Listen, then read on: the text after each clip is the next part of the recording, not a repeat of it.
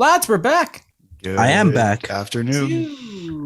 Just you, Daniel. Oh, yeah, because you've been gone. Yes, I've been gone. Since you've been gone. Day to day. Yeah, you feeling better? And skating, yeah. We took off the non-contact jersey. Ah, exactly. Joel Edmondson was skating like in rotation for lines. Maybe he'll finally show up to practice. Yeah. I spoke to him. We were both skating together. Yeah, really. We're talking to Edmondson, eh? Yeah. Invite him on the show so we can talk about Fix You coming back. I'm starting to think. I think the Habs are undefeated at home since Fix You came back. Now they've only played one game at home since, but that's a perfect record. I think they're technically 2-1 since they came back. So the season is saved because of Fix You. Can you imagine if that percentage they went on for the rest of the season? They're gonna be okay. I mean, no. I think they have to win. Like it's something like at this point, it's like 41 games of their last 60 something. It would be no, they wouldn't. They're not going to do it anyway. It's wild in Habs land right now. We're going to start off with them because the Canucks aren't going to do anything. We'll talk about them later.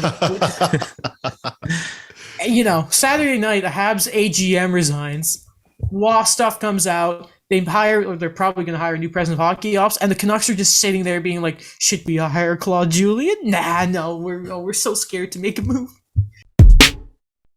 Okay, this is an insert. We finished recording like 10 minutes ago. I go downstairs to talk to my lovely family, and I go on Twitter, Renaud Lavoie, first tweet. Trevor Timmins. Oh my God. I am actually shook right now. Paul Wilson, Senior VP of Public Affairs and Communications. Trevor Timmins, the GM's assistant. The guy who's been in charge of their drafts for years now. The man who drafted Carey Price. And General Manager Marc Bergevin. He's been the GM since 2012, guys. Have just been fired by the Montreal Canadiens. I don't know if it actually is official, but I think there was something in there. People are reporting that it looks like that Gordon has officially been named. I think it's VP of Hockey Ops. I would assume that would be Jeff Molson officially still kind of being sort of himself. Oh, here it is. To continue to assure the continuity of the day-to-day hockey operation during the process, Mr. Molson has retained the services of Jeff Gordon, who will serve as Executive Vice President of Hockey Ops. I'm assuming that is Molson staying as president because that's what he's done. He's Jeff Molson. I am obviously right now in just a complete. I'm hysterical right now, gentlemen. Your immediate reaction. You're going to hear about Gordon being hired and how much time Bergevin may have left, like right after this episode. But gentlemen, like continuing, because this is the long episode. Gentlemen, your thoughts, your reactions.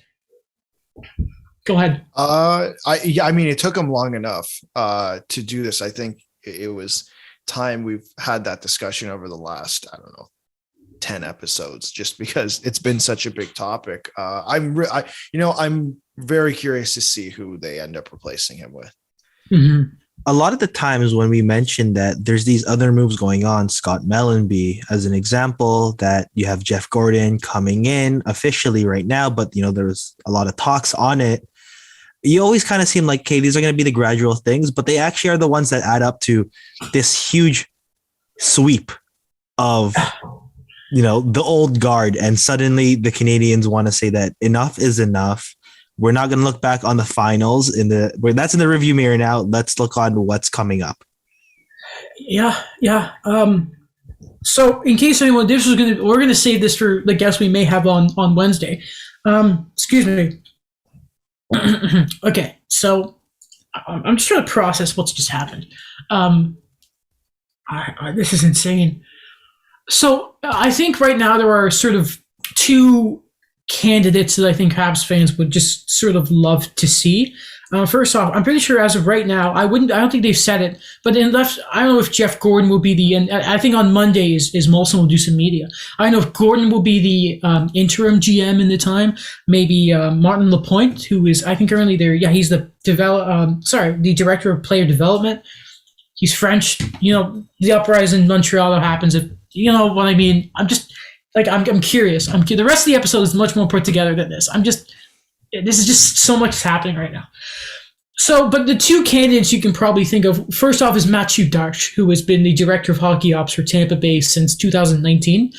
The other is, and I think this is the sort of first guy, a guy who's been an AGM for a couple years in Anaheim. Since 2020, he's been the official AGM. He's been director of scouting and all that before. That's Martin Madden Jr. We know it's going to be a French-speaking new GM, but I think Martin Madden Jr. is the guy that Montreal would want, and I think Habs fans. Matthew Jarrett's great. I know Eric Engel shot out the idea of maybe like Roberto Luongo. No, I like Lou, but no. Let him get hired in Vancouver and let that storyline. But I mean, it is a new era in Montreal. You got to think about that. Like Timmins has been around since, I don't know the exact date, but before, he's been in the organization longer than Carey Price.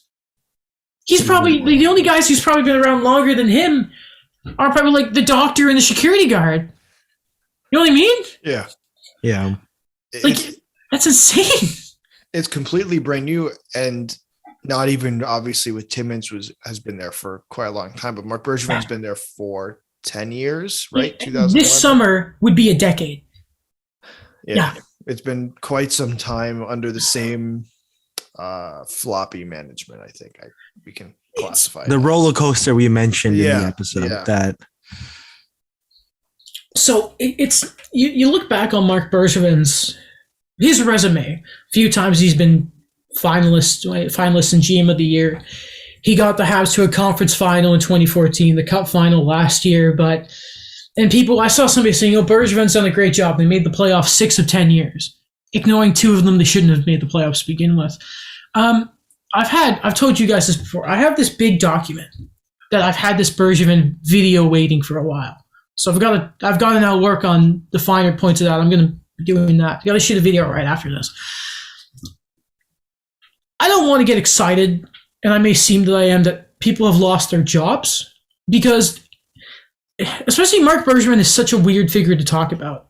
At the same time, it's kind of like you can't forget that he chose to draft Logan Mailloux, which was completely unacceptable. He is someone who was the Department of Player Personnel for the Blackhawks when Kyle Beats happened. He claimed he didn't know about it, which, if that is to be true, he is still a director of player personnel who was unaware of what happened in the organization. So there's questions there. We know the philosophy of the team. There's so much to look back on. So much to look back on Marc Bergevin's time as GM. The Subban stuff. His sort of rebuild, how they sort of left Max Pacioretty up to dry. The disrespect to Andrei Markov at 990 games played. But then you think of, like, I look back to the when they won the third round against Vegas and they got the Western Trophy. I think that's the Clarence Bowl.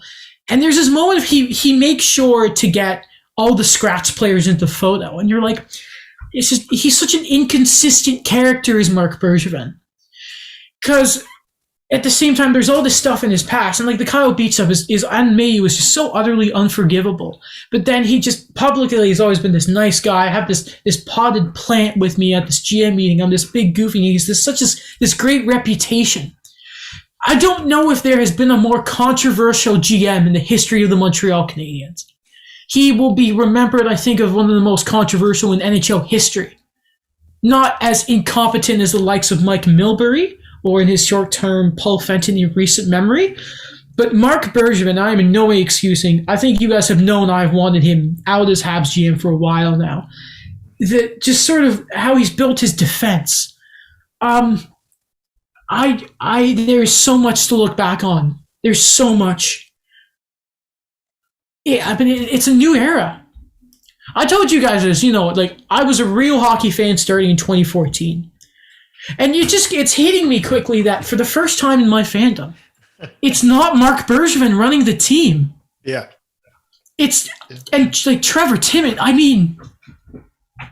It's like the roots are also gone there in a way. Like, we had the Marc Bergevin for a while, but then it goes even deeper with that with Trevor Timmins. Yeah. Yeah, and we know that Mellenbee is gone. They even got rid of their PR guy. Yeah. Think of that. Yeah, it was just an odd guy to throw in there at the same time as Timmins and Bergevin. It's like Paul Wilson. I don't even know who that is, but yeah, no, he's. I think he was the guy that Edmondson went to and was like, "I won't fix you back, please." But wow, I'm just going to refresh Twitter Wiggly to see what exactly is up. You know, when you first messaged me, because I wasn't on Twitter, I thought Evander Kane got traded to Vancouver. Oh. No, he did not get traded to Vancouver. Something better. You know what? I think now that the dominoes, I think, are going to start to fall. I think obviously Mellenbee resigned last night. That was kind of domino one, but I think this one was an even bigger domino because it's not only Timmins, but it's the general manager in the middle of a season. And that's not necessarily a popular thing to do, like a thing that happens regularly, firing a general manager during mid-season. In the last 24 hours, if you look at the past calendar year with the Canadians, they fired head coach Claude Julien, associate coach Kirk Muller, Stefan Waite, the goaltending coach. I might be forgetting someone else. And then now in the last 24 hours, they've lost GM Marc Bergevin. They fired Marc Bergevin. They fire an assistant in Trevor Timmins. The other assistant, Mellenbee, is gone. It is a completely new look. Yep. Completely new look. And here's the thing, if Ducharme sees out the rest of the season, it's easier to fire him then because Claude Julien's money should be off the books at the end of this year. So instead of having $8 million to pay this year, it's down to, I want to say it's like $3 million for Ducharme. I could be wrong. Don't quote me on that. And this is a really good tweet from Jay Fresh. Timmins really coasted off of drafting Price, Subban, Pacioretty, McDonough 11 years ago. Montreal's first rounder since from 2009 to 2018. Louis LeBanc, Jared Tenardi, Nathan Beaulieu, Alex Galchenyuk, Michael McCarron, Nikita Sherbak, Noah Juleson, Sergachev, Paling, and Jesper Kotkaniemi. So many names there that I've said how many times on this show. They're ghosts. Ghosts. Everything has changed. Everything has changed. Everything has changed. I can't believe this. I'm still shocked. I was screaming around my house. I FaceTimed Mike. Yeah. Poor guys at work. It's a lot to take in. Oh, no, go ahead. No, it's just a lot to take in right now. I understand, like, when I was surprised that I know it's historically their worst season start, but 22 games, 23, yep. Just the way I saw things, or the way things have kind of been in the past, which they proved me wrong that, this is not how things were anymore. These are not how things are going to be anymore. But for me, I just kind of felt that given what Marc Bergevin's been like to this team, to the city, that they're just going to let him, drift off into the distance in the off season. I wonder where he ends up. And is it Vancouver? Oh my God. Let it be Vancouver. That would be insanity. I wonder what this does to the team. Like, not obviously him being gone at this moment is not going to change anything player personnel wise, but I wonder if it changes something mentally for the players, knowing that, like, there's no more BS. Like, this guy is gone. Mm-hmm. I wonder how the mentality of the team changes. So do I, man. They say when coaches get fired, he gets a kick up the butt. But I mean, if you're a Habs fan, which I am, do you want them to play well and win? No. But I mean, it's really going to be like coaches are so much more involved. But like, we know that there's a reputation of Marc Bergevin within the team. They seem to like him. But I have no idea. I don't know how it affects them. I mean, I wonder, like, at this, like, is there a team meeting when it's like, hey guys, hey, I'm Jeff Gordon. It's nice to see you. How are we all today? I'm trying to think if there's a Hab that used to be a Ranger. I don't think so. Allen, no. Or a Bruin that would have been with him, but probably not. They're all a little old. It's weird to think a guy from Massachusetts, help me, I can't say that word. A guy from the Boston area is now going to oversee, like, the rebuild of them, like just bringing the integrity back to the Montreal Canadiens. It's kind of funny to look at. Yeah, I mentioned the players, but you said something that sparked something for me. I think it'll be a kick in the ass for Dominic Ducharme. Yeah. Because he doesn't have his general manager anymore. His guy's not there anymore. Yeah, his guy's not there anymore. And his team, it was great. I mean, he led the team to the cup final, but this start is not great. It's not great. No. It's historically bad. It's historically bad. Yeah. Okay. I'm looking at when we talk about, we're going to continue to talk about this, but I think that I just want to see like, what are the first moves that are going to happen in terms of, because there's no way that you could bring in this team going into like the deadlines, expecting just the contract to expire. I think that I'd like to see what would be the first few small moves, and then what would be the heavy lifting? I don't know, man. It's like if they're going to commit to something, you now know that. Like, okay, hey there. Like again, like we know that Gordon is someone who's not been afraid in the past to make the difficult move. Again, he bought out Henrik. We go out about him in the next segment of the show. He's not afraid to make the difficult decisions and sell off. So if he's kind of like the guy steering here, it's like, okay, hey there, what's up, Mr. Sherratt, you're gone, get some assets here. I don't know, maybe he goes after Kravtsov just because, you know, former New York guy, I don't know. Go get Elias Anderson, I don't know, he brings up all those guys. Elias Anderson from LA, not Lemieux, that biting weirdo. We're talking about first round picks. I'm just thinking of Jeff Gordon right now. Daniel, I feel like I should be the one who had a nosebleed, by the way, not you. Wait, that wasn't spoken about. Yeah, no, it wasn't. You had the nosebleed when we finished recording, which was weird. And then you just have me howling you on the phone saying, "We're gonna record. It's happened." Yeah. Guys, I'm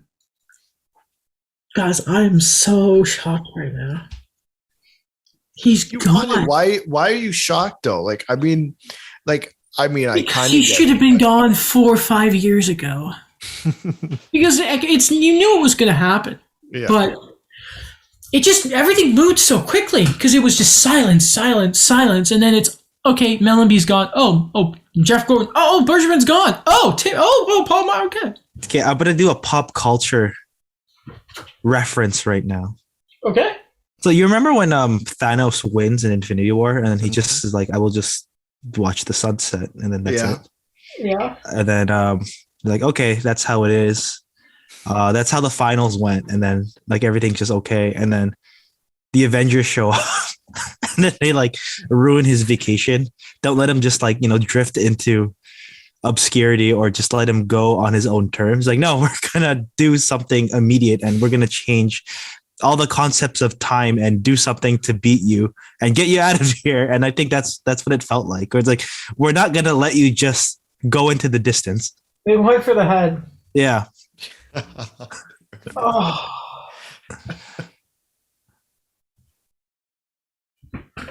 It's all new. Everything's starting again. They're going to suck for a couple of years, which is unfortunate, but there we go. It's going to be hopeful, though. Yeah, no, it is. It is. And they have an owner that's pretty chill, so he's not going to fire him just because Tom Wilson's Tom Wilson. Okay.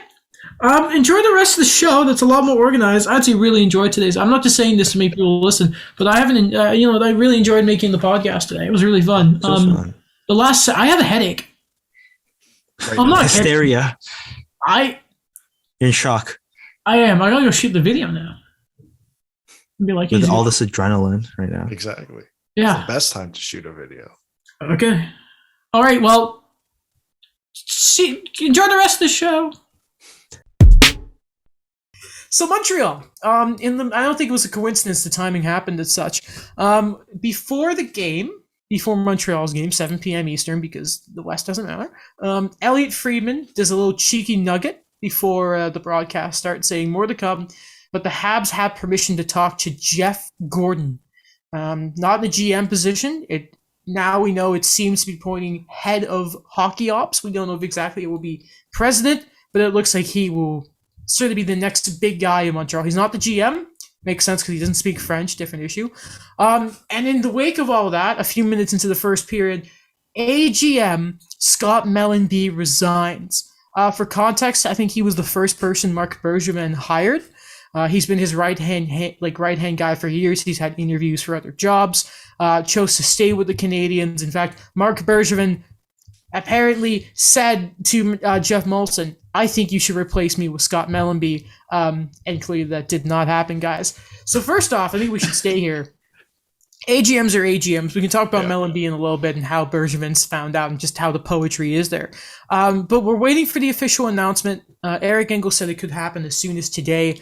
But it looks like coming in to sort of head up the next regime of the Montreal Canadiens, Jeff Gordon, a pretty good guy to bring in. Yeah, and he's never been beyond general manager, but I just look at the moves he's done, with New York and with that short time in Boston as interim GM.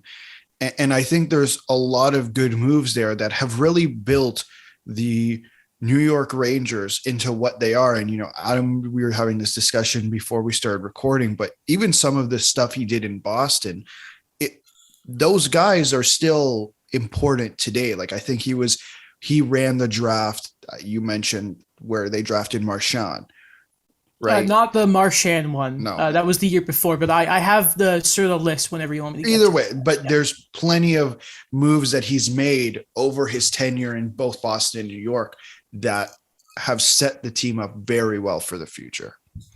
I know this is a small snippet, but it's just so great that it's so timely that when Artemi Panarin was fined the $5,000 and he mentioned the contract he got and he said, shout out to, the GM that signed him to it, Jeff Gordon. Yeah. I think that's amazing. I think that in a way it speaks truth to who he is as a general manager, as someone who could be a hockey executive to the players, even, beyond where he goes now, where he's no longer with the team. And I think that when I think of Jeff Gordon, I think of someone that is what Montreal needs right now, and that's stability. Just someone that is a bit more level-headed. He's not really caught in between what we said before, where you have the finals in the rearview mirror right now, but it's not too far away. But then you still have this really bad season going on right now, and he's just someone that comes in with a lot of experience and someone that could just be a guy that he's on the side of the team, but at the same time he's just more of a mediator going, no, this is what we need to do, and this is how we're going to get back on track. Mm-hmm. So for anyone who's not familiar with Jeff Gordon's exact sort of timeline, I think and it's the early 90s, he was working for the Bruins, some time as scouts and all that. Now, it was in 2006 that he was, for a short time, he was interim GM. Now, the draft that Alex is referring to in 2006, he ran you were right, Alex. It was Marchand. I don't know what I'm thinking about. So that draft, there were some pretty decent names that came out of it. Phil Kessel, that worked out pretty well. Milan Lucic, pretty good player when he was a Bruin, remember that. Brad Marchand, a pretty good player as well. And cover your ears, Leafs fans, he apparently was the one who made the deal that was Ray Croft for Rask. So, and then obviously we know that not long after 2007, he eventually goes, he moves on. I think he was actually fired. Ends up with the Rangers really quickly. And in 2015, he replaces Glenn Sather. And obviously he's done the Zibanejad deal. He brought in Adam Fox. He signed Mika Zibanejad. That's sort of the core. He made the Jacob Trouba trade. The sort of core around the current Rangers as we know them. That's a pretty impressive resume. It's funny, Daniel. The moment when you mentioned, I thought the same thing when Panarin had mentioned Gordon, like didn't mention him by name, but I remember thinking like, man, who's gonna bring in Jeff Gordon? Like I was thinking like the Canucks, that would be a pretty cool guy to have, like especially if he's dealt with Jim Dolan for as long as he did in New York, and again someone who's not familiar, along with John Davidson last year. So no, was it this season or no? It was last year, right? Last year, yeah. They were impulsively fired by James Dolan because Tom Wilson just got into the head of the whole New York Rangers.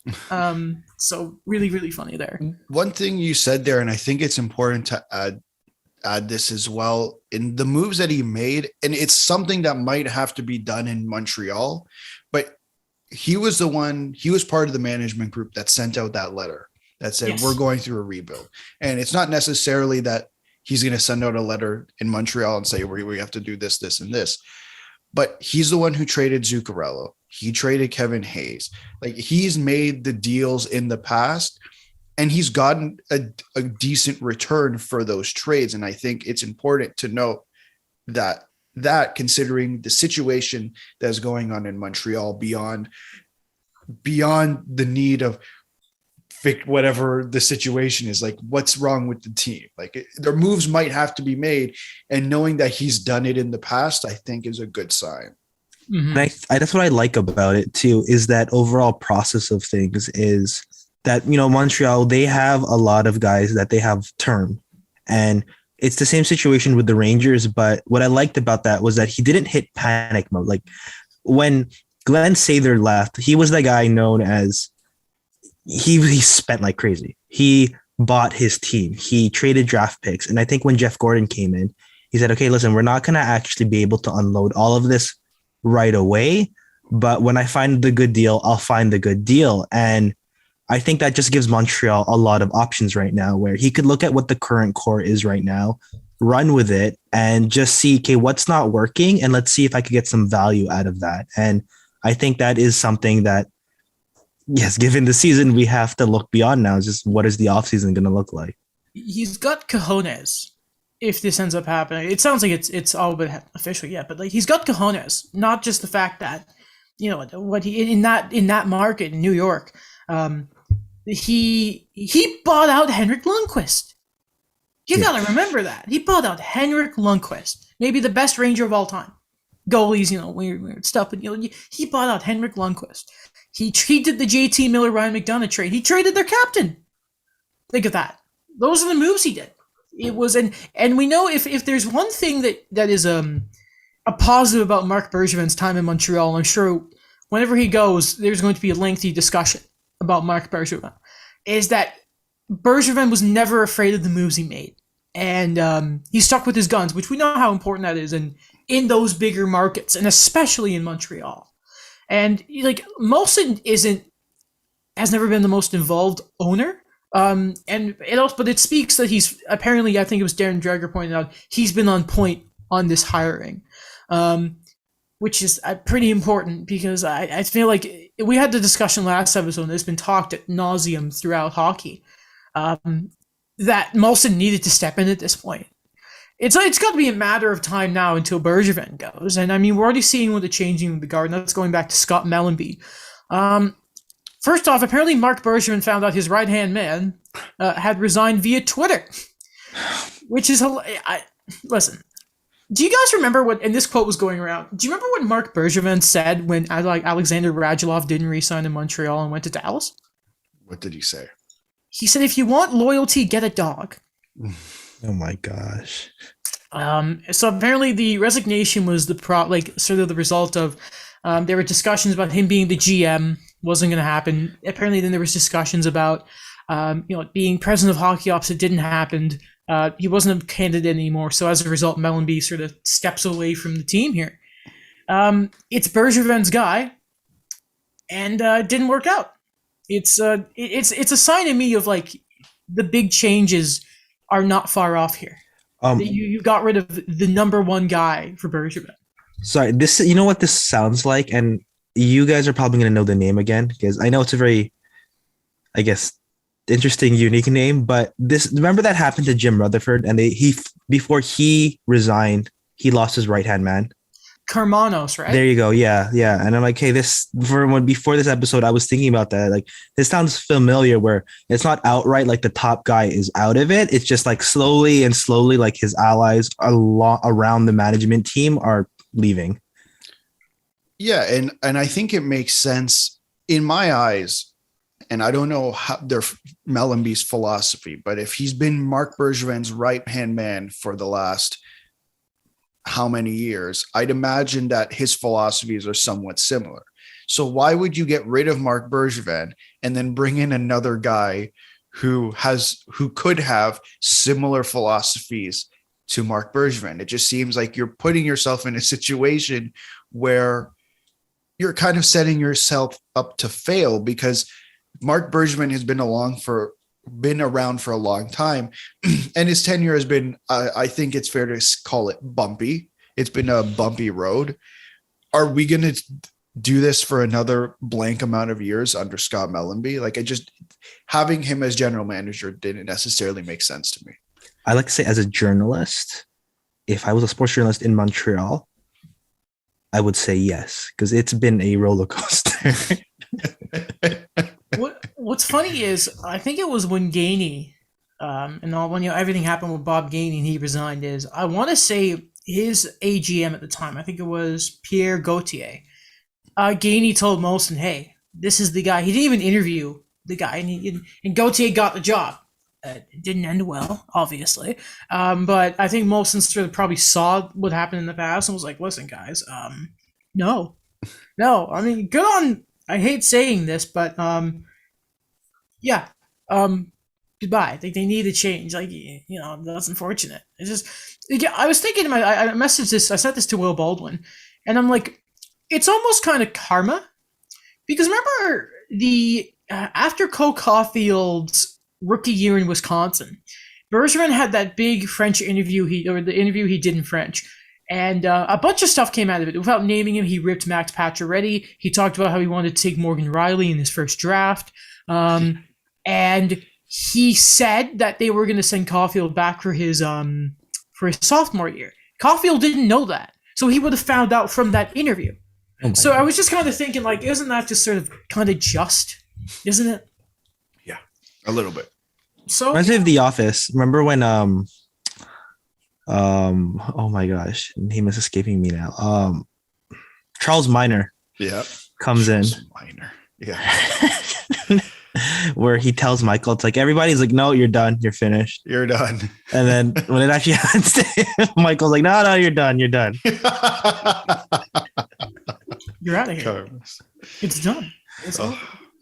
And I feel like for the rest of the episode, we're going to have our eyes deep on Twitter to see what's going on, what's next in Montreal, because the season is over, really. It's hilarious that there's still 60-something odd games left. And I think quickly, just before we go here, 2 quick notes from headlines last night. 32 Thoughts, second intermission stuff, because it's not headlines for some reason. Jeff Marek made it clear that no one in Montreal has called Patrick Waugh. They got to make that clear, or else Marek knew what he was doing. Good. Yeah. Very good. That rumor was going to start swirling quite quickly. Yeah. If he did not say that. Matt Murray cleared waivers. Oh, I knew it. Like, I already knew it. Who's gonna pick that up? Unfortunate. For those many years. We can quickly go over there, and we'll quickly come back, and we'll just have a quick. What am I going to say? We'll skip a bit of what exactly happened with Montreal, what's wrong with them, more on the ice, because we tentatively have someone coming on the show on Wednesday, and we're going to talk about it there. Since Matt Murray has waived, or has cleared waivers, we were going to talk about him. He was put on waivers. He's got some term left, a lot of money. Apparently he's been dealing with COVID, and man, you think of the couple years his dad passed away, the concussions, COVID. There was speculation. I think Jeff Marek also mentioned last night that maybe Buffalo because Craig Anderson's hurt, Arizona because once Phil Kessel's gone, they need to hit the cap floor. So maybe there was an idea that they would pick him up, but no, it looks like he's cleared. I'm assuming he'll probably report to. It's still Belleville. It is. Yeah. It is still Belleville. Okay. Not Binghamton. It's not Bennington. Yeah, no, it's Belleville. Good. So that's something that we should do every preseason. Make sure every AHL affiliate is the same. Because it changes. Yeah. Who are the Chicago Wolf associated with this year? You know what I mean? Should be Chicago. Yeah, exactly. Imagine how crazy that is. I love how, not even 3 years into their time, Vegas figured out that they needed an AHL team, and still so much. And Ohio, sorry, it was Lake Erie or finally with no, is it Lake Erie or is it the Cleveland Monsters? The Cleveland Monsters are the with the Columbus Blue Jackets. Yeah. And they used to be Colorado's affiliate. Take that in. Yeah. Doesn't make sense. Okay. Or I remember the Peoria Rivermen were like the Blues, and then there's something else now. Then the Blues were with Chicago for a bit. Yeah. You remember when we'll move on to like the other topics, but I just remember after the Dion Phaneuf trade to Ottawa, and a few of like those AHL guys that were traded with him, they didn't report to the Sens affiliate. They still had to play for the Marlies, so like they never even moved. There's a few ones where they just get lent when teams don't have one too. Like that happened with they had a team, but remember when Sam Gagner was with the Canucks and he got waived, and they're like, "Listen, this poor guy just needs a place to play," and he got to play with the Marlies for a little bit. Yeah. Mm-hmm. You know what I mean? It's unfortunate. It's kind of suck playing, and that's what I don't like when players get sent down to the AHL and they get into a humph about it, because it's like, man, you don't know how lucky you are. Okay. 3, 2, 1. Today's episode is brought to you by Stamps.com. If you're looking for ways to skip the trip to the post office and dodge all that hectic holiday shopping traffic, why not save time and money with Stamps.com?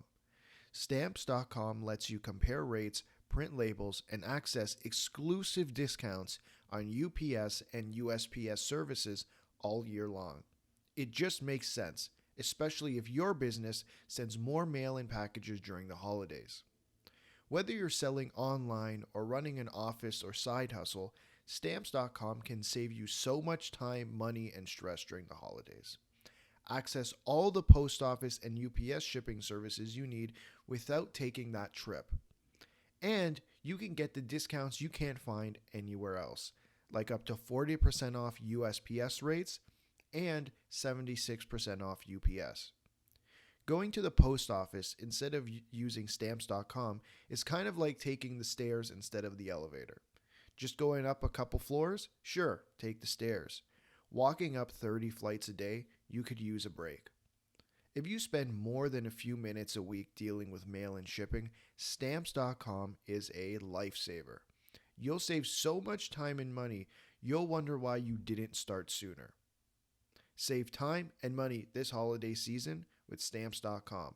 Sign up with promo code POD for a special offer that includes a 4-week trial, free postage, and a digital scale.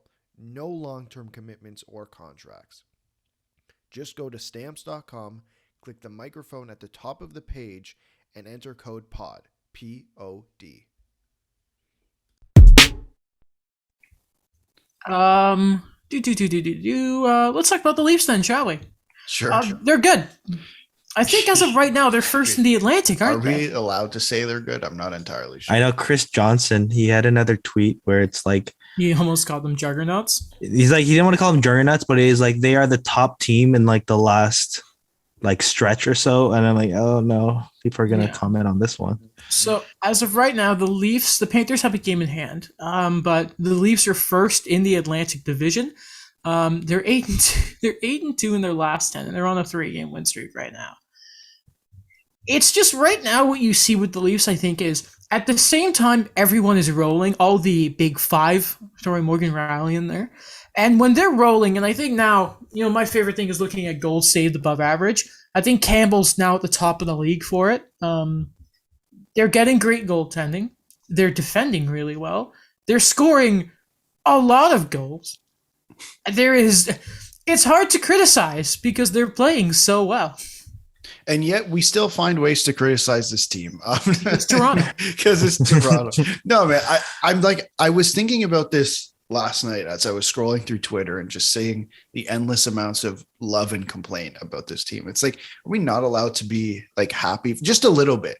No. Like I'm trying to figure out, am I allowed to be a little bit happy? Mm-hmm. And I've answered no, I'm not. It's like you're holding your breath in a way where it's like, I love the wins. Like for me, this stretch has been great because the teams they've beaten are the ones that I call them the pesky teams, where the Leafs have had trouble with them before. And they're the teams that they're not exactly, top echelon in a way, but they're the ones that could steal a win here and there. And I think, the Sharks are not as bad as they used to be. The Kings, you get a mixed bag with them, like every night. Effect, Daniel. The Deneau effect. Yeah, so I think it's take part the other game did not work. But yeah, shout out Sean Dursey, by the way, in that game. Leafs legend. Did he Sean have Dursey. a goal and assist there? Yes, he Yeah. did. Man, okay, this is the one thing I had for the Kings game. If Yeah. only Carl Grundstrom was not injured, you could see the entire return for Jake Muzzin on the ice. You Wow. could. I mean, it's nice It's that to- Grunstrom's not playing for, what was it going on the overseas team was the last year, and there was like accusations of like throwing games and all that. Oh, was he part of that? Was that him? Was on that team. It was like him, and I think it was Connor Ingram. Oh, Yeah. great. Yeah. I just listen. I love watching this team win. It's just I can't make any damning statements until May. That's very true. April. No, I double checked. The Yeah. season ends at the end of April, So- so technically Ah, they will be playing in May. Technically, or will it? See, there's more to talk about with the Leafs Oh. because that would have been the perfect transition to the Olympics. But but no, that's fair. Because what's good about beating the Kings is, it's the beginning of the year there was that game against San Jose when I was still claiming that Erik Karlsson was back, and the Sharks were good again. They needed to get that revenge for the back. And Leafs Twitter is such a funny thing because a month ago it was awful, absolutely awful. And then I saw I think it was Tic Tac Omar and Adam Wild just sort of going it's good, we're enjoying it. We know what we were saying last month, we're good now. You like seeing fan bases enjoying themselves, but you take the screenshot and you're like, I'm gonna save this for later. yeah, I mean, Oh, no X-rated tabs opened up it's Damien Cox, Damien ridiculous. Cox. No, man. Yes, I think they had a rough start to the season where they went 2-5 or 2-4-1 technically, but I think they've really bounced back from that and they've done quite well. Again, I want to be happy. I want a little bit of happiness because everyone's legitimately everyone has been playing quite well. They're getting goaltending, which is spectacular. From both. Joseph From Woll's been good. Yeah, Joseph Woll has looked really he's played 3 games, but he's looked well in those 3. Is that more than Mrazek, by the way? I'll think check. so. Continue with Yeah. your point. I want to Okay. double check. Their defense has looked good, and they actually have 7 solid NHL defensemen, I would argue.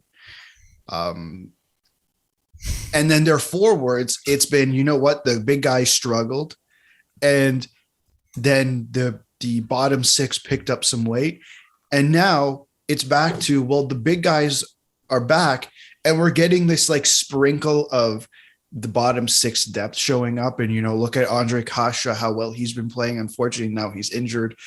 David Kampf has, in my opinion, looked really good along with Michael Bunting.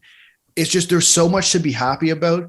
And I know how quickly that happiness can be taken away. It's a very fair point. That's what I want to say right now is, and I don't always agree with Greg Budden's takes on a lot of things.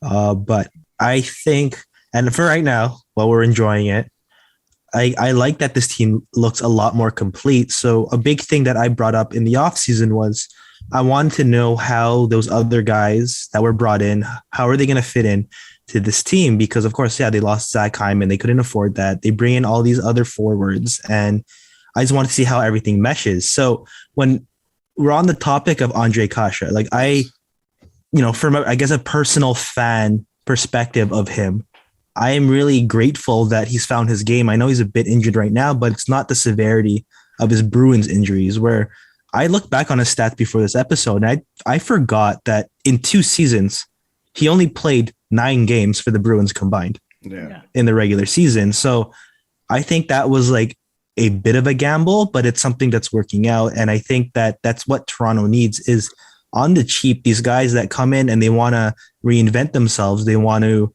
find a way to kind of rejuvenate things. It's been helping them with looking a lot more complete than what we saw in the playoffs.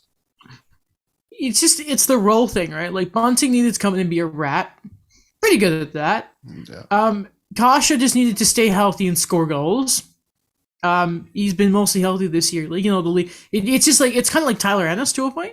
It's just we got to recoup this guy that we know has a lot of skill and just needs to stay healthy. And the thing with Kasha is it's that reputation of head first into every play he still has. So first off, get well soon, Andre Kasha. And then it's kind of like the one question is still Richie, and he's had some games here and there, but it's just like it's that thing of one of them gets waived, one leaves in the offseason, one gets dealt for a depth pick to Vancouver. And I don't know. It's just Richie's just that one. If we want to nitpick, Sure. hey, Nick Ritchie. Yeah, like I think he's the one guy I'd have to complain about. And I see a lot of people talking about him, obviously. I just think you got to put him. Okay, I'm going to say it. You got to put him in the right situation. I know he makes like $2.5 million, and I think Keefe has done this. He's putting him in the best situation for the team. You're not going to force Nick Ritchie because he makes $2.5 million to play in the top six when unfortunately that doesn't work on a consistent basis. In my opinion, where Nick Ritchie has looked best is on the third and fourth line. We can have a discussion about the contract, right? That's a separate discussion. But if we're looking at Nick Ritchie as the player, we have to Sheldon Keefe and co have to decide where does he play best. And that's where you're going to stick him. You can test him out in other places, but at the end of the day, he has to play where he plays best for the team, not for himself. Can I tell you where he finishes the year? Tell me. In a deal to Arizona for Phil Kessel. Oh my God. Don't even say that.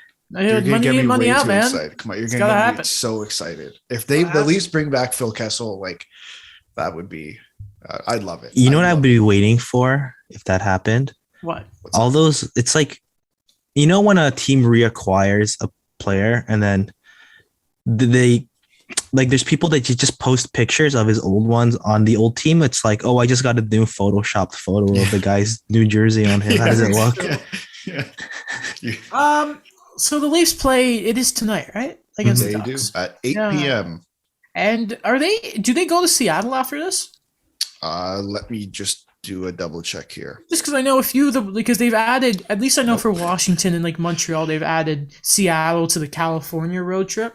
It's weird because they don't put Vancouver there, but whatever. No, they are coming back and they play Colorado on Wednesday, and then they're off for a back-to-back road trip in Minnesota and Winnipeg. That makes sense because then Colorado are going to Montreal on Thursday. Yeah. So I'm guessing they're just doing a whole Eastern trip. Right wow. So how many games has Marazzi played? Yeah, he's played 2. Oh, okay. So Joseph Wall has played 3. That's insane. Nice. I feel great. Yeah. I feel great. You know what? Maybe Jack Campbell just don't go to the Olympics. Okay. Nah. Give him the month off. Give him the entire month off. Just be the third goalie. I don't want. I mean, that's an expensive third goalie. I don't want any risk. Yo, Buffalo would claim him. Who? Joseph Wall? No, Mrazek. Oh my God. Probably. I don't want to think about that right now. This poor guy just needs to get hurt. Needs to just stay healthy.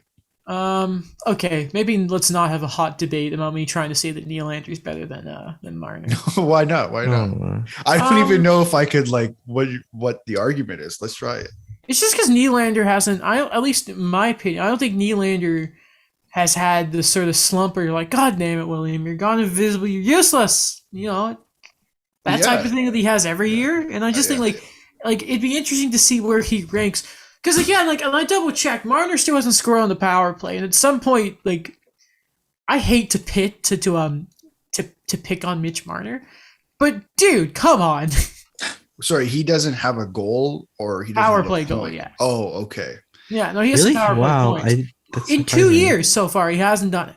Like that is not good. Like we're nearly, because what if we're like 20-ish games, 56 like last a quarter, year, almost a quarter in. The playoffs in there. It's nearly 82 games since he's done it. I don't know, going back to whatever season is before COVID, because time doesn't matter. But no. You know what I mean? I'd say last year that's a huge issue because he was in that position where he was just opposite of Matthews, where he should have scored plenty of goals. But this year, I think they've done it a little bit differently. Listen, I'd love for him to have goals, but like he's looked pretty good. I can't complain. It's just hard to complain. Backstrom scores goals. No, but Backstrom can score goals without Ovechkin. Like without like Mitch Marner, his pure thing is passing the puck. And everyone knows that, which is why it's such an issue. And just shoot it. I agree. I 100% agree with you. He should have a power play goal. I just think there's so many other things to pick on other than that. Mm-hmm. I'm just saying, like Nylander actually goes to the net. Marner goes to the net. He had that goal against where he was left in front. Yeah, the one against Vegas that like is like a super highlight reel. Yeah. But crushing it, don't just sit there when you know like the plays against the boards and that, you know what I mean? I know. And just like, I'm just gonna like no. Being so hard on him. Man. I'm just saying, get your nose dirty a little bit, Mitch. That's all I'm trying to say. How many points does he have? Get your nose dirty like Chris Russell. He has 18 points in 22 games. I'm okay. Okay. That's fine. Yeah, that's okay. He's supposed to be scoring 90 points every year. Yeah, I was expecting 96 points this year. Were you actually? Yes. Wait, how many? Right, points? that's very exact. I don't know. I thought of it. I'm like, he's on pace if he's gonna have a bounce back here. 96 points. They did have slow starts, like say with Matthews, right? Yeah. He can still have 96 points, by the way. Nick Ritchie's still 30 and 30. It would be nice if one of those 96 points was a power play goal. Okay. We'll move on, but like I'm just saying, like he doesn't want it too easy. But he has a shorthanded goal, though, guys. Yeah, see, he wanted the shorthanded goal. Cool. That's great. I'm happy. Score. Okay, you can score when you're a man down. Score when you're a man up, my man. That's all I'm trying to say. He's the only Leaf Score. with a shorthanded goal. Cool. You see the sirens that you hear? Oh, I hope there's not an accident because of all the snow. Or maybe. No, I was trying to figure out a transition here. Other news from the waiver wire: Evander Kane has been put on waivers. He'll probably end up with Barracuda. The Barracuda. I don't know why I just said Barracuda. With Barracuda. He is a Barracuda. The San Jose Barracuda. How the hell does San Jose have an AHL team in their region? But a lot of other that beyond mystery to me. But it makes sense. I don't know how much longer he has in the league. I wonder if they just stick him down there, see if his attitude's right. If it's not, he just gets sent home. I wonder if they even stick him down there. I wonder if they do. I wonder if San Jose does what New York did last year with Tony DeAngelo, and they throw him on waivers and then just be like, stay home. I hope so. He doesn't have a place in the league. Okay, my prediction is he's going to be in the AHL right now. They're going to put him on re-entry waivers prior to the deadline. And then in the offseason, he's going to be bought out. Hopefully. Adam, you did say he has no place in the league. I'd be careful with that. I'm sure there's teams who would call up. Yeah, no, wherever Marc Bergevin ends up next year. Arizona? Ouch. No. Who needs a GM? Vancouver. Oh my God! Please. I would. Oh yeah, he played for the Vancouver Giants. So Evander Kane? No, Evander Kane. Oh, he's from BC, isn't he? Yeah. Okay. By the way, guys, I just wanted to point out because he scored a hat trick in his other game, so you kind of know I kind of had to bring him up. 748 goals scored of Alex Ovechkin, 18 away from Yager, 53 from Gordie Howe, 146 from Wayne Gretzky. I say he does it. Wrong. I hope he does. I hope my math's not off because I saw someone on Instagram saying 147 from Wayne. I'm like, I don't know about that. Just hold on. Let me do some maths very quickly. Because Wayne is 894 goals minus 748, 146. That person was wrong. Whoever you are, that was incorrect on Twitter. Stay off the OV goal counters turf. That's mine. Get out of here. Anyway, just need to mention that. And he's playing right now against Carolina. Has not scored yet. I've been keeping an eye on the game. Anyway, you can't stop Ovechkin's shot. You can try and get in the lane. You can try and, block the shot. But you will not block as many shots as Chris Russell. Alex, can you please read a spec of this Mark Spector article? Yeah, sorry. I closed it by accident. Let me find it. It was just such an awesome tweet. It was about Chris Russell. Who, and for context, last night, I think by the end of the first period, Chris Russell is officially the NHL's all-time leader in shot blocks. This is such a great... Yeah. Whoa. This is such a great headline. So this is, but you know what? I'm not even gonna. Daniel, have you I don't think you've seen it, but if you I have, haven't seen it. okay, I want you to guess who wrote this.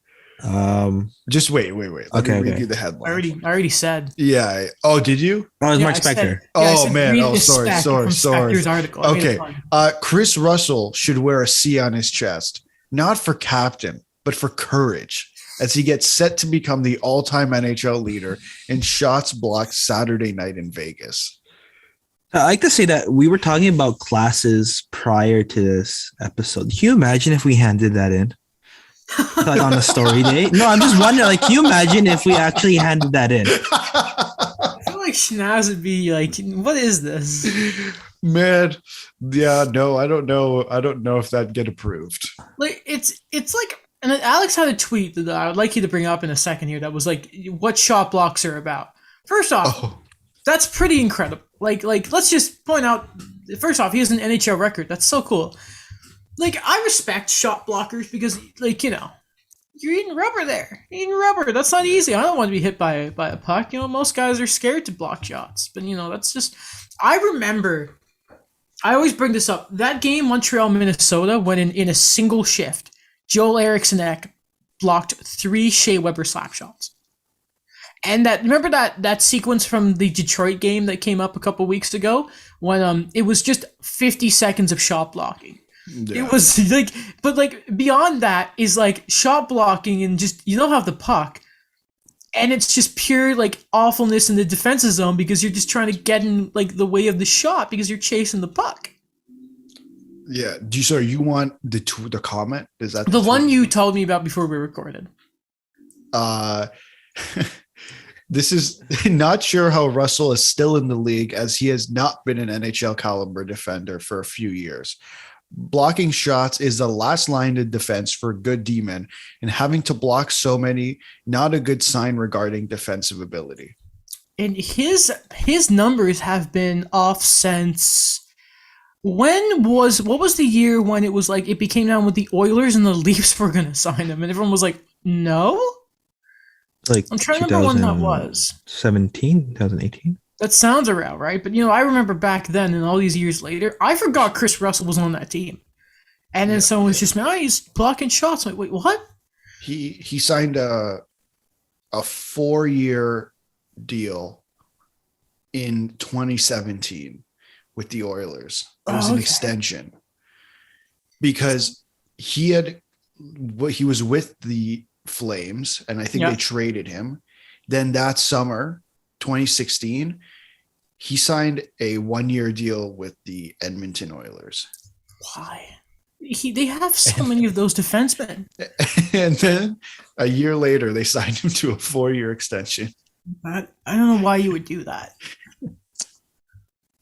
At the same time, it's like Oscar Klefbom's at home. Like, what's it is on? Obviously a thing Edmonton would do. Not, I guess, right now, but at the time, remember they were giving all these quote unquote loyalty guys these extensions, like Zach Kassian. Wait a minute.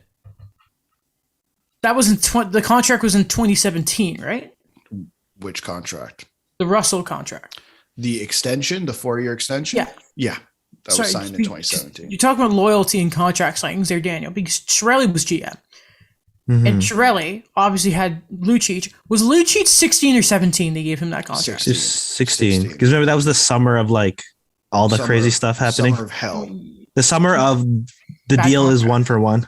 So can we the 20, the half an hour of Weber, Subban, Taylor Hall. Yeah. Can you imagine an Oilers fan in the calendar year you trade Hall for Larson? You give Lucic that contract, and the next year it's like, hi there. We're going to give Chris Russell a massive extension. And still run Zach Kassian on the first line. They stopped doing that. They stopped doing that eventually. But that year they did, because that was when they went to the second round against the Ducks. Yeah, and then Corey Perry fell on the goal. God, what a beautiful man. I miss him. Anything else on the Oilers? No. Okay, cool. McDavid, pretty good. They score. They do score, yeah. They do score. And Stuart Skinner hasn't been that bad in the games he's played too, which is pretty nice to see. But yeah. They've been calling him the principal. Or just me. Skinner! Just you? Is it just you? It's probably just me. Okay. We can keep going here, and I know we said Evander Kane shouldn't be in the league, but I don't think Brendan Lemieux should be either. And yes, let's all remember his dad is Claude Lemieux, right? Yeah, Okay. So he bit someone. I know. see, it doesn't even need context because when you just flat out say so. Yesterday, the Flames and the Sens, not the Flames, the Sens and the Kings. The Kings. I forgot he used to be a Ranger. The Kings and the Sens are playing. There's a bit of a scuffle, and Brady Tkachuk gets his hand. Like, it wasn't even a nibble. Like, he drew blood. Lemieux just bites Tkachuk. I think he did it twice, right? Yeah. He got a 5-minute major. Is this the look on Alex's face? Like, find a YouTube portion of the show just to see Alex's face here. Like, it's just like, remember when Marchand licked a guy? Like, he licked two guys in the same playoffs. It was Komarov and Hedman? No, and Callahan. And Ryan at Callahan. And it was like, I don't even think he got fined. And then Gary Bettman picked up the phone and said, Jeremy, can you tell Brad not to do that anymore? And then he hung up the phone. Imagine telling an employee to stop licking people. And as a result of this, and we'll get to Tkachuk's quote in a second, you trust me, because it's a good one. So Lemieux has been offered an in-person hearing for capital B. They've capitalized capital B biting from player safety. So that allows it to be to go over 5 games. That's messed. Over the first reply is hilarious, and it's like, because I'm in-person hearing over Zoom, and it's like, over Zoom so he can't bite them. So Brady Tkachuk, who of all, sorry, go ahead. I'm just in shock, man. Like, this is ridiculous. He bit someone. You see it, and you're just like, no way. And then, like, it's just like, it's half of Kachuk's hand is bleeding. It's like, what happened? And like the shots are like imagine like if somebody just like, you know, you can like stub your toe or something, or like, you know, you just get like a nick on your hand. Like, the reaction when someone bites you, I'm surprised Tkachuk didn't just knock him out or something. Because it's like, of all the Tkachuks, Brady's probably the most, like, he's still a pet because he's a Tkachuk, so he's a rat. But he's the cleanest rat of the lot, right? He's the more zen compared to Matthew, yeah. He's a good boy. You know, when like there's that TikTok thing of like, which of your kids is like this? You know, most girlfriends and like the parents would point to it. I'm pretty sure if you were saying all the good things, they're to Brady, and if it's like all the nasty things, it's to Matthew. So here's the quote from Brady Tkachuk. He doesn't name Lemieux, but I don't know anyone else who's bit a player recently. So, quote, "This is the one time I'm going to answer this," said Tkachuk. "It was the most gutless thing somebody could ever do. This guy." He just calls him this guy. "You can ask any one of his teammates. Nobody wants to play with him. This guy is a bad guy and a bad teammate. He focuses on himself all the time. The guy's just a joke. He shouldn't be in the league. This guy's gutless. No other team wants him. He's going to keep begging to be in the NHL, but no other team is going to want him. He's an absolute joke. I can't even wrap my head around it. People don't even do this. He's just a bad guy." Tkachuk didn't stop there either. "It's outrageous. Kids don't even do that anymore. Babies do that. I don't even know what he was thinking. He's just a complete brickhead. He's got nothing up there. Bad guy. Bad player. But what a joke he is." So, yeah. That is the most candid quote I've ever heard in the National Hockey League. He called him and like in hockey, like they say bad guy is like the worst thing you can say about someone. Yeah. Yeah. Man, he should. How many games do you even give someone for biting a dude? I don't know. I'll say 10, but they're going to give him like 3 or 5. Well, it could be more than 5. If they're calling him as like an in-person style hearing, they got to give him more than 5. Like, can we just be like, you watched your dad play. We know what you're doing. Can we just boost? He's a repeat offender via his blood. You know what I mean? It's legit in his DNA to be like an awful player. like dirty. Like that's just. You remember how like so PK accidentally, not accidentally, he slew foots. Who was it? Sammy Blay, and Sammy Blay's Yeah. out the year. It was like, oh, PK's not trying to hurt anybody. So, Like, okay. and He you bit him. bite a guy. So Like, what's the intention when you're biting someone? it gets better. It gets better. Does it? I just went on. So Bruce Garriock posted the tweet, posted a quote. That quote. The first comment I see. Do you guys remember the New York Ranger fan account that everyone thought was Tony D'Angelo? I am Yes. very much. Oh, still yeah, convinced yeah. it is. Oh no! His oh, no. response was, "Come to Carolina at Brendan Lemieux." Wait. The account itself actually said that? Yes. No way! Yeah. Please send that to me. I will. DM that to me on Twitter right now. That's no way. Yeah, he's like, "Come to Carolina." It's like, man, it's like gets better. I can't believe he bit someone. Like, I'm in utter shock because I've seen biting before. Obviously, we've talked about Luis Suarez before. He's bit like I was people gonna on think of that one. separate occasions. I don't know exactly how you punish Brendan. Like, he should be punished. You can't go around biting people.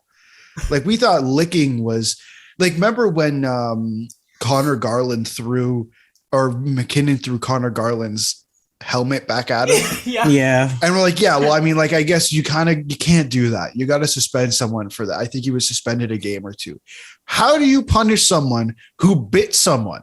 It's like, so Marchand can lick a dude. McKinnon barely gets much for throwing a helmet, which I thought was pretty funny. Panarin gets a fine for whipping his glove at Marchand. But it's Marchand. Honestly, I'd give Panarin $5,000 for that. But, and like, where's the, like, has anyone ever been suspended? I gotta find this out if anyone's ever been suspended for biting someone. So I just realized Brendan Lemieux's picture. He's still wearing a Rangers jersey. That says a lot. I really want to find if someone's actually bitten someone. Oh man, like, I don't. Daniel, like, what was your reaction when you saw the notification that Brendan Lemieux got ejected from a game for biting someone? I don't know. It's just like, okay, I was just like, what the heck was that? But at the same time, I'm not really that surprised, to be honest. There is a few examples of biting, surprisingly. First off, I don't think you guys remember this. Mikhail Grabowski bit Max Pacioretty. What? Yeah, no, When? it happened in like 2013 apparently. Oh. That's why they bought him out. Because he's biting people. Okay, hold on. There's some more guys in here. Dave Manson and Scott Stevens were 3-game suspensions each. Manson bit. Stevens got eye gouging. Mark Savard bit Darcy Tucker and got a game. Okay. There have been a few actually. Were there one in like the finals, like 2011? Oh, here it is, 2010, 2011. Yeah. Ye gods, biting has even invaded the Cup final in 2011. Alex Burrows was accused and pretty clearly guilty of biting the finger of Patrice Bergeron. Oh my Yes. god! So Did he get suspended? Apparently there wasn't enough. The NHL couldn't find conclusive evidence, but there is evidence of Lemieux. So there we go. I guess we'll see what he gets, but like, don't bite people. It's weird. It's not sanitary. I don't know if I've ever bitten someone in my adult life. I probably bit someone as a kid Yeah, because of the fuck I was a kid. Yeah. But you know, as Kachuk says, babies do that. Remember that Dogs video? do that when they're mad. Remember that video? It's like Charlie bit me. Yes. Yeah. Yeah. Charlie was a kid. Charlie was a child. He was a young child. He was a baby.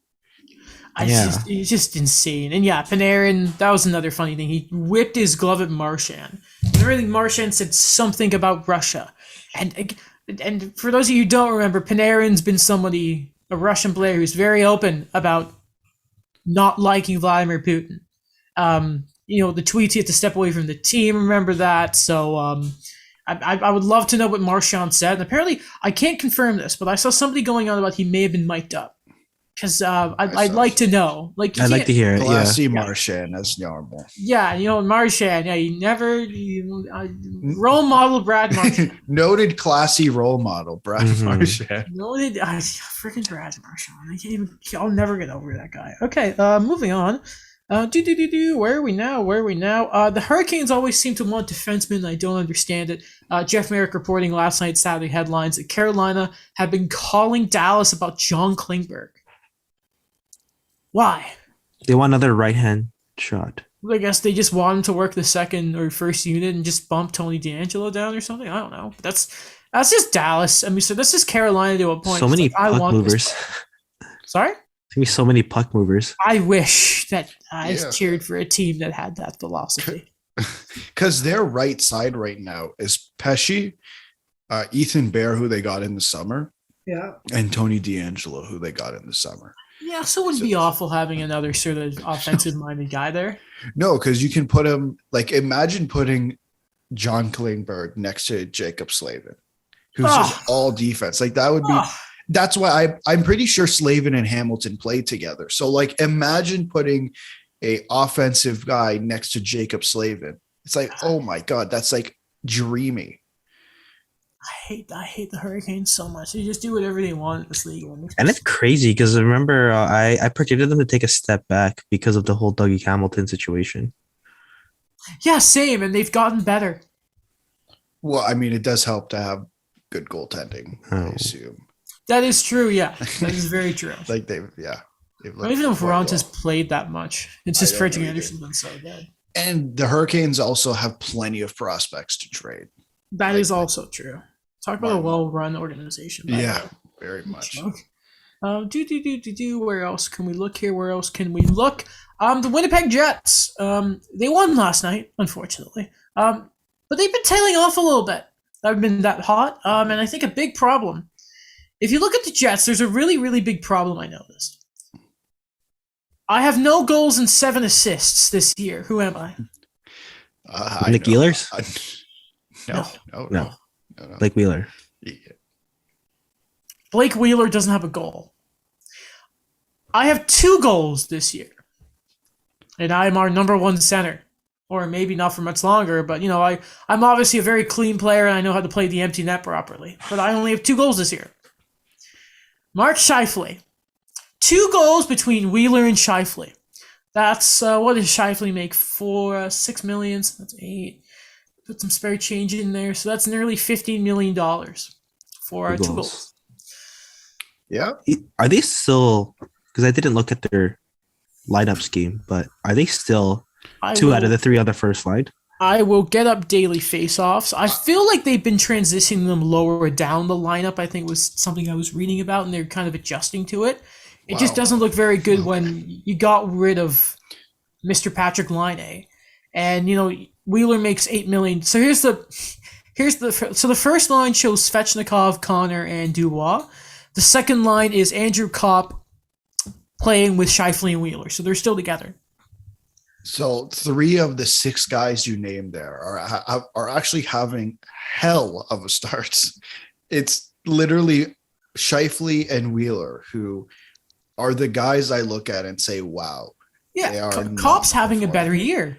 Kopp, 17 points, 21 games. Yep. Kyle Connor has 24 points in 21 games. He had another pair of goals last night. He is insane. No one talks about him. Remember we were reading that Athletic article and they were like, oh, well, no, don't know if Kyle Connor will be on the team. It's like, what? Huh? What do you mean? Nate Schmidt's Schmidt's been good too. Who? Nate Schmidt. Nate Schmidt, yes. Yeah, that works out when you leave Vancouver. That's the first time you've genuinely burned Vancouver, Daniel, and I absolutely love it. We will in a little bit. Yeah, we will.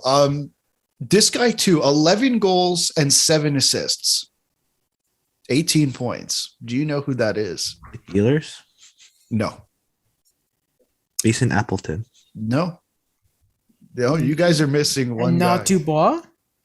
It is Pierre-Luc Dubois. Yeah, good for him. 18 points, 21 games. I'm happy they lost his return game to Columbus, though, because he deserved to lose that game. He's performing.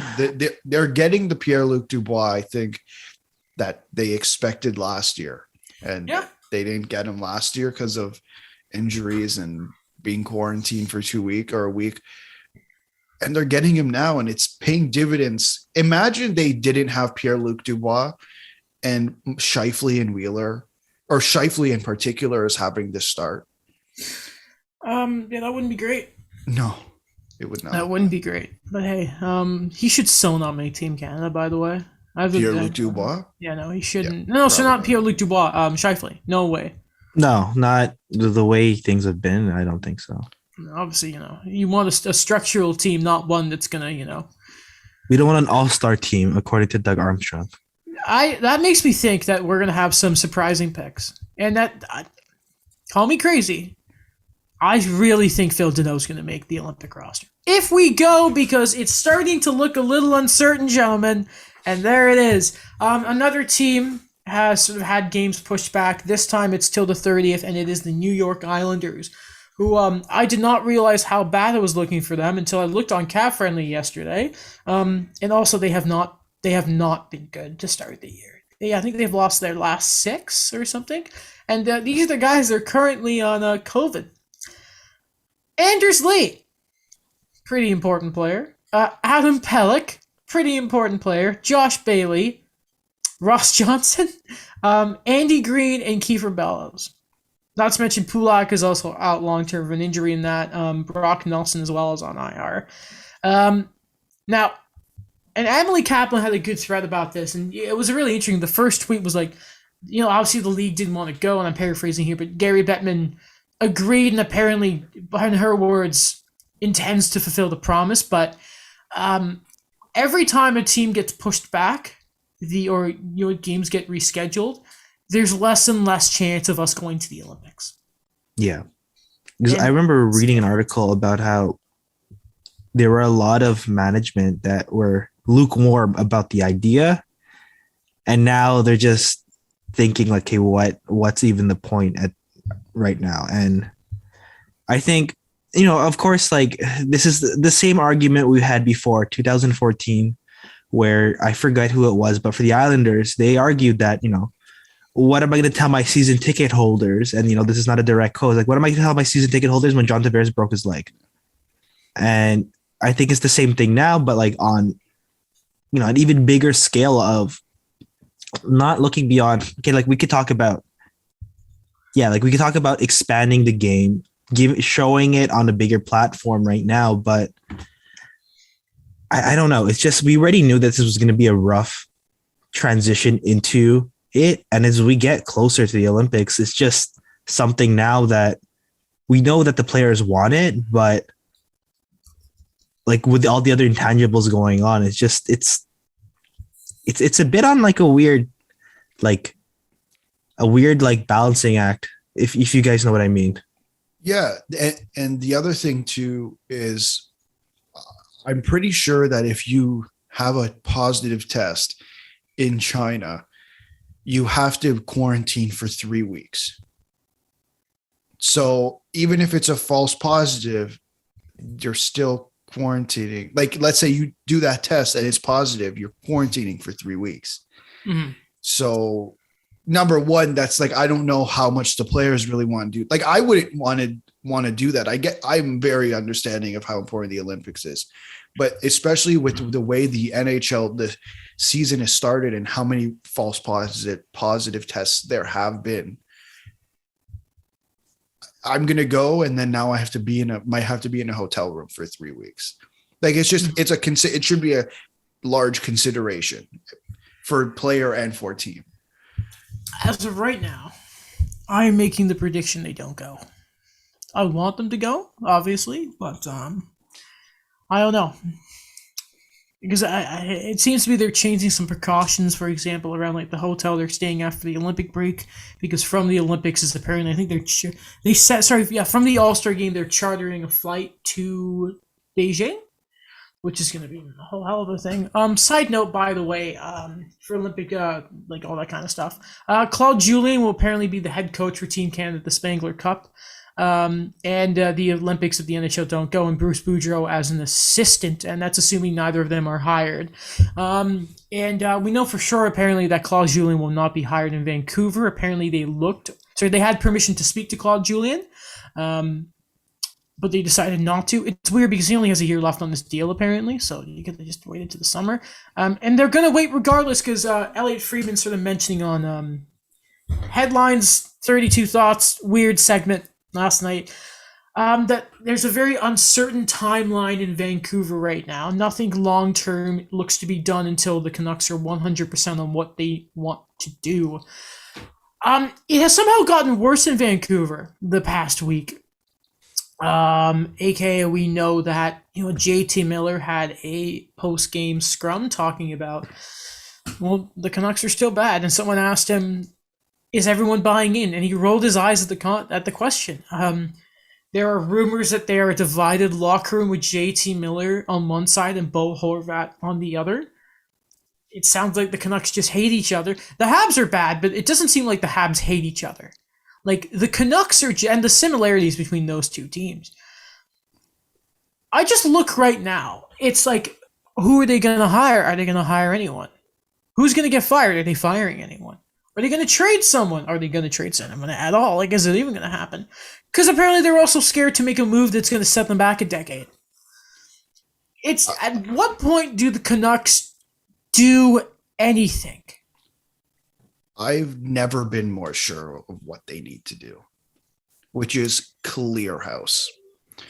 And I know it might sound weird that I'm saying this, but this uncertain timeline and not doing things until you're 100%, that actually might be the most reasonable thing the Canucks are currently doing.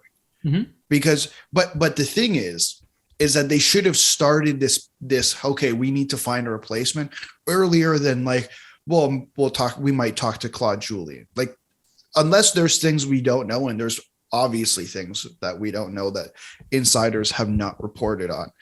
But what I think is happening is issues in management and ownership are now leaking into coaches and into players. And that is by far one of the worst things that could happen. And it is now creating a divide literally everywhere. And we saw this before last year when they had that COVID outbreak. And who was the one that spoke out? It was JT Miller, who he kind of took it upon himself to say, okay, this is what we're dealing with. Like, this is something that's not right. And I think right now, like, it is on the onus of what you mentioned, clearing house with management, because it really does start with them. It starts with what they've been doing. It starts with, like, I still look back on, the Tyler Toffoli deadline deal and all those things going for the Canucks, and they squandered it. They didn't go with it in any way. And I think right now it's just, they're in an interesting position right now where I'm not going to talk about the management, what's going to happen to them, because I really believe that that's gone. But for me, there's a set system there. There's something still to salvage there. There's still the young guys. There's still the prospects. There's still the talent there. It's just, at the end of the day, like when we talk about someone like Jeff Gordon earlier in the episode, it's just be smart about it, be gradual about it, but be in the right mindset and know when you actually have to make a move, because you're just going to be stagnant.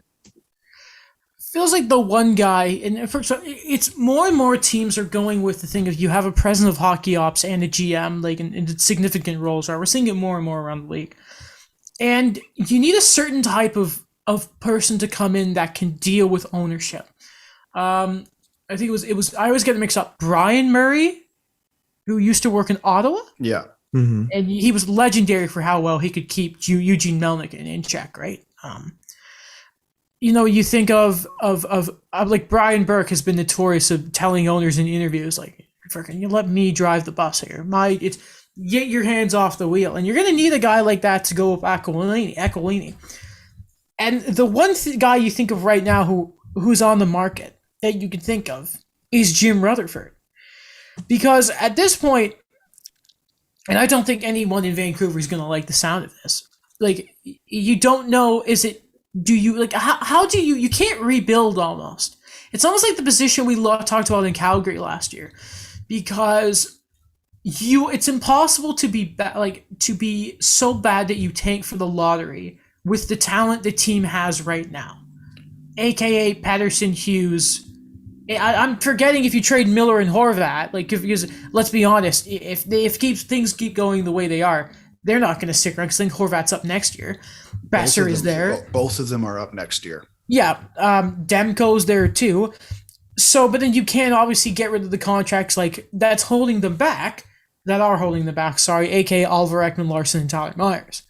So and then you have to bring in a GM enough that is creative and not sort of the opposite of Benning, that has some sort of ounce of creativity, and just a new complete team that can actually put together a competent roster and not just be completely stagnant for the past decade like the Canucks have been. Not decade, but you know what I mean? 8 years, really. Since Benning came in. Somebody that can stick to the owner and say, we need to commit to a plan and not half-ass it every time July 1st comes around and try and put Band-Aids over leaky pipes. You know what I mean? Yeah, and I think what Calgary did was they got those pieces, right? They got Markstrom, they got Tanev. It didn't work out. COVID was a mess. They fired their coach halfway through the season. But they got a coach that they thought fit for the team. And now it's paying dividends because they're getting goaltending too.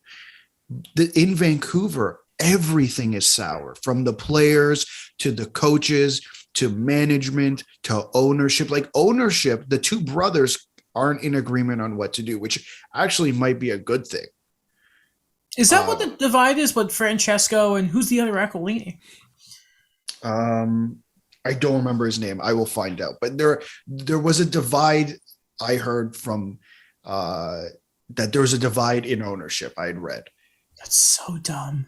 But it's the right thing, in my opinion, because what Francesco Aquilini is doing is just keeping the guy he likes there, and it's running his team into the ground. It's with Vancouver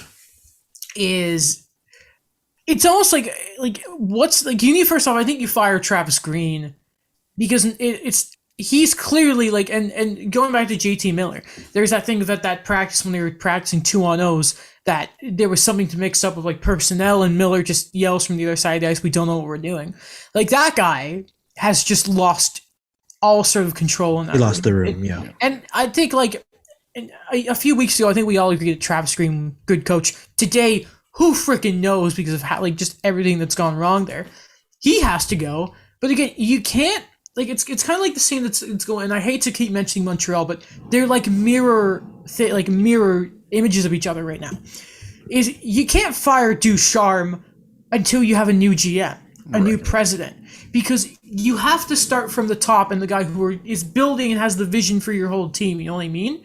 But at this point, it's almost like you just have to get rid of Green, and if you want to wait to get his replacement, go ahead and do it. Because just throw an interim there, because that guy, it's a mercy killing at this point. And if you're Green, why stick around? Because your reputation is getting just slashed.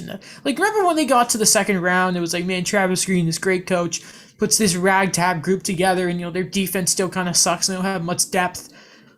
And now, their defense still sucks, and they don't really have any depth. Yeah. There's just, you need to listen. I'm not opposed to you taking your time, but it's it should have been done 2 weeks ago. You know what I mean? How in the world did they not think to call Jeff Gordon? You're the Canucks.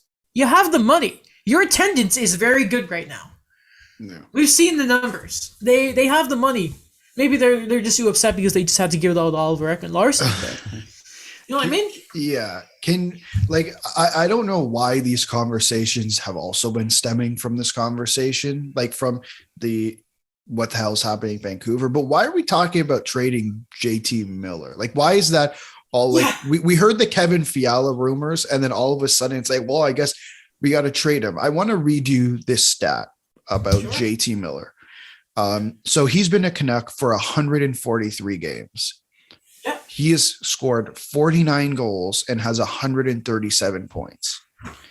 Not bad. That's insane. He's probably been one of the best Canucks since he has arrived in Vancouver. Maybe the most consistent, because Probably. Pettersson's had a lot of ups and downs and all that.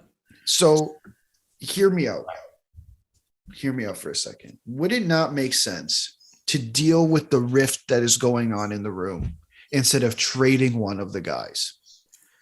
Yeah, it's like that thing of, we don't want the cap space, so we're going to trade Samuel Girard. How about don't and be good? You know what I mean? It's like, if you're realizing you have to go a separate direction, you're rebuilding, then yeah, but it makes no sense to trade. If you're a team that's struggling to score, why you would get rid of JT Miller? And at the same time, like, I know Bo Horvat has this sort of reputation of being this company man right now. You know how many teams would kill to have Bo Horvat as their second line center most days? And I know his play hasn't been great, and Miller's been doing wing, center, and all that, but that's Bo Horvat, man. That is, and not to mention Bo Horvat is a playoff type player. Yeah. You know, you got to be careful there. And the dog's not a fan of that either. There's a reason that Bo Horvat was so well talked about by the Sedins and that. And I mean, hey, and it sucks because you can't put the Sedins in either of these positions because they're just not experienced enough yet. No. Honestly, like, all I have to hear from this is I agree. The rift has to be fixed because it is about what the players could produce. And honestly, the Canucks cannot afford to keep bleeding so much talent. Like, you know, keep what you have right there and go with it, but, you know, build on it. Just, you know what I'm talking about? Like, you build on what you have. You don't try to take away things and just, you know, have less of what you had before. Hear me out. Instead of giving up assets to get Jason Dickinson, you have Jared McCann as your third line center, and you don't give him up for Eric Branson. Ta-da! You know what I mean? Yeah, no, that makes like a lot of JT Miller sense. is good, but did you need to give up a first-round pick when you were a few years away to get him from Tampa in the first place and not juice them because they needed the cap relief so badly? Maybe from there you get a prospect, maybe a Cal Foote, and plays your defense instead of Tyler Myers. You don't have to give him that massive contract. Ta-da! Or Tucker Don't get Pullman. We over- never mentioned Tucker Pullman this episode. I just don't sign Tucker Pullman because you were going to trade you Levy for two young defensemen anyway. Ta-da! And Julesen's right-handed and needs a shot, and Lamico's pretty good. Or just, you know, not draft you Levy because you drafted for position and not best player available. They really are Montreal. I know, right? Wow. The only thing hilarious. The more you talk, the more I realize, wow, okay, I might have been Quentin wrong. Hughes would really be good on Montreal right now instead of Jesper Kotkaniemi. But okay, this is the one thing that I see the difference in is Vancouver, the players are actually getting mad at each other in the suffering, right? Yeah. But Montreal's like, we're suffering together. Did you see the practice from the other day when they're all like, I don't know what it was, but it was just this breakaway challenge. Everyone's just banging their sticks, and Edmondson with Coldplays. It's so, remember, like, credit where credit's due here. Remember when, like, PK was fighting Volcanics in practice? And I think there was some stuff earlier in the year with Anderson and Romanov, but yeah, at least the Habs like each other. Yeah. You know what I mean? Like, I don't know, maybe like Carey Price being around the team again helps there, but you know, it's just at least that like Carey Price ain't. Well, I don't think he was at the Halloween party this year for obvious reasons, but if it's like this, it's true. And the Horvat missed or ditched JT Miller's Halloween party. You know what I mean? It wasn't like Dougie Hamilton skipping the things he wanted to go to a museum. It's the captain. Okay, that's something against Horvat. If he did just say like, I know we all hate each other and this is team bonding, but I'm not going to go because I don't like that JT Miller's a loudmouth. If it's true, that's not great. It's true. Like, you don't see anyone say that to Carey Price or like Shea Weber in terms of the leadership aspect of it. I think it's just the culture of what's there. Because Shea Weber just looks at you and says, I dare you to misbehave. Like, I remember Victor Metes told the story of, like, if you have a bad shift, Weber just looks at you and you're like, oh, no. And then Carey Price is a goalie, and, you know, you can't – goalies just save your butt, right? So, and, you know, they're kind of experienced. But, like, think of that. Like, yeah, the Habs – and look at let's serve on the ice what it's been without Price and Weber. Who is the Canucks version of Carey Price and Shea Weber?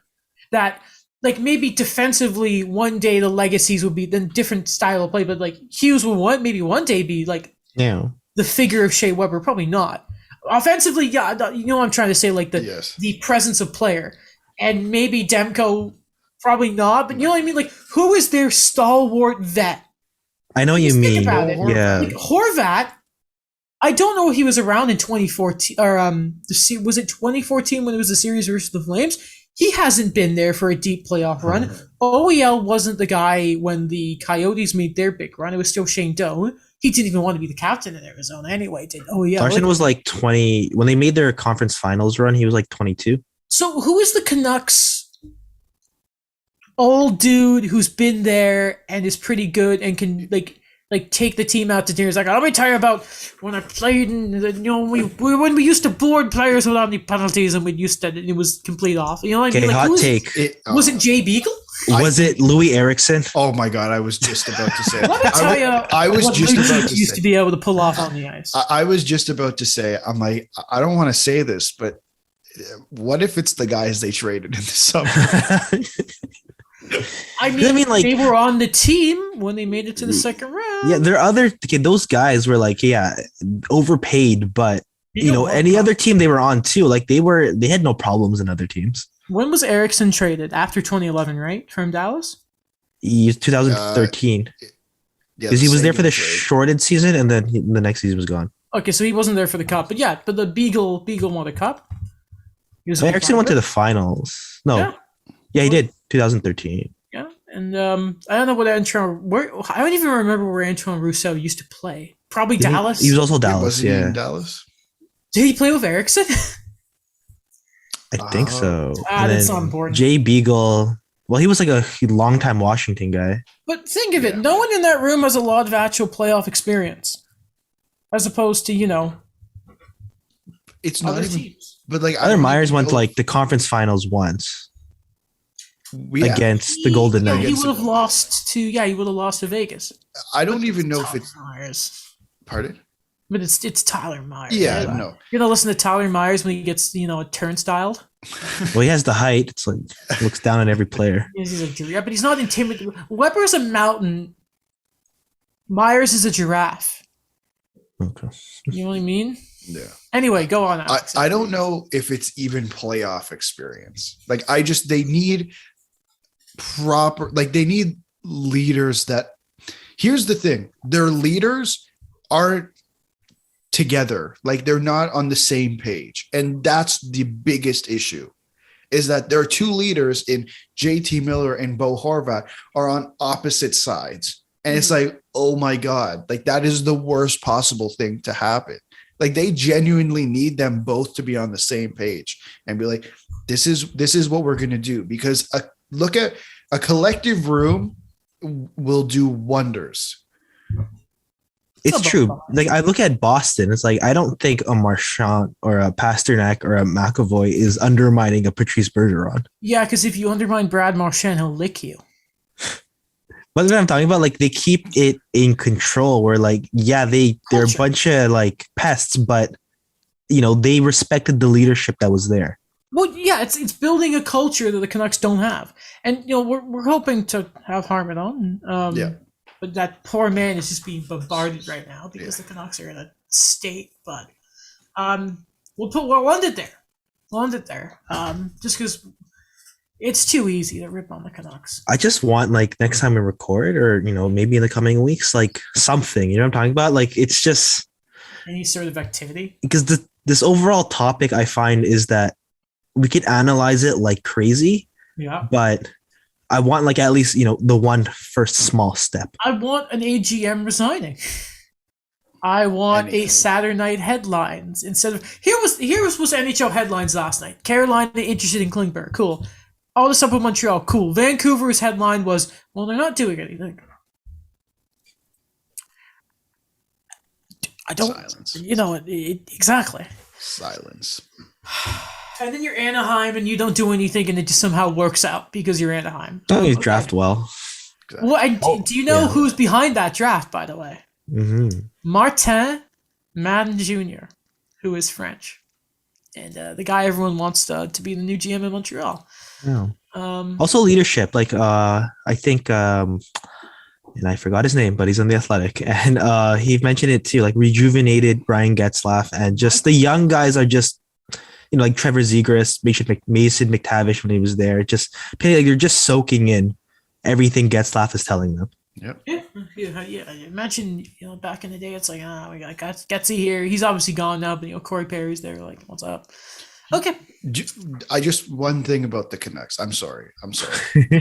You know what they need to do? They need to do what the Leafs did, like in 2013 or in 2014, 15. There it is. They need to absolutely clear house, which is what they did, right? They cleared house. They brought Brendan Shanahan, and then Brendan Shanahan did his thing and cleared house. And then, I mean, they haven't won a playoff round, but like, what's the first domino? They need their version of a Peter Horacek. Yeah. To be like, no, this is bad. Okay, so they fire Travis Green and they hire. Who's their assistant? That's their Peter Horacek. Not Manny Malhotra because he left. Oh, who knows? That's their Peter Horacek. I remember someone saying like Manny Malhotra left. I'm like, get out of here. No, our face-off percentage went down. Grr. Anyway. Okay, that is it. If I pick up my mic, is it going to disconnect? It did! Disconnected. That was dumb. It worked for all the important stuff, though. Okay. That's it. It's snowing and it's getting dark. I know. I don't want to leave the house. I know, and you're all about the walking and whatnot. I know. About that cardio. Every day is leg day, Daniel. Okay. Mm-hmm. We'll see you Wednesday. We're hoping it's a special show. We'll see. And, check out the show on Twitter, on TikTok, and on, what do you call it? Instagram, Facebook. Yeah, YouTube. Watch the video portion of the show. Why not? Alex's blog, my YouTube channel, and Daniel's stuff at CJRU. He was sick, but he still sounds great. Vancouver do something. Montreal fire Bergevin. And Toronto bench Marner until he learns to score on the power play. And goodbye.